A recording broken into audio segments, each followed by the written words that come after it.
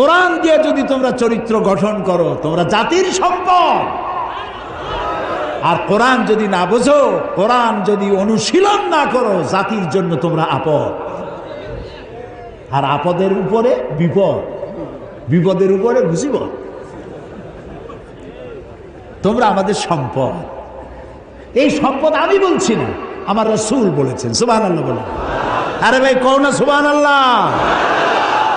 আল্লাহর নবী বলেছেন, উসিকুম বিশ-শাবাবি খায়রা ফাইন্নাহুম মারাক্তু আফইদা লাকাদ বাসানি আল্লাহু বিল হানিফিয়্যাতি সামহা ফাহালাফানি আশ-শাবাব ওয়া খালাফানি আশ-শুয়ুখ।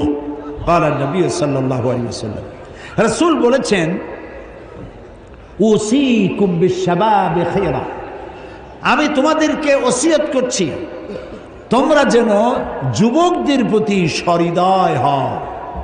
আমাদেরকে বলতেছে, আমরা যারা বড়, আমাদেরকে রাসূল নির্দেশ করেছেন যুবকদের প্রতি সহৃদয় হতে। রাসূল বলেছেন যে আল্লাহ তাআলা আমাকে উদারতা সহকারে পৃথিবীতে প্রেরণ করেছেন দ্বীন প্রতিষ্ঠার জন্য।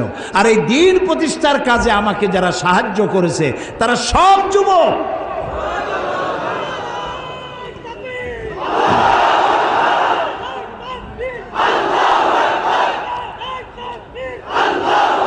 আর যারা বিরোধিতা করেছে সব বুড়ো, বুড়োর দলেরা, এরা বিরোধিতা করেছে। এখন আমার মতো বুড়া যারা আছেন, দাড়ি জাড়ি পাইকে গেছে, আপনারা কি নারাজ হচ্ছেন নাকি? না, আমরা ওই যৌবন কালটা কাটাই আসছি। জি, ওই পর্যায়টা আমরা পার হয়ে এসেছি। তবে আমরা যৌবন কালে আল্লাহর সাথে, আল্লাহ রাসূলের সাথে বেয়াদবি করিনি, আলহামদুলিল্লাহ। আমরা দ্বীন প্রতিষ্ঠার জন্য আমাদের জীবনকে ওয়াকফ করেছি, আলহামদুলিল্লাহ।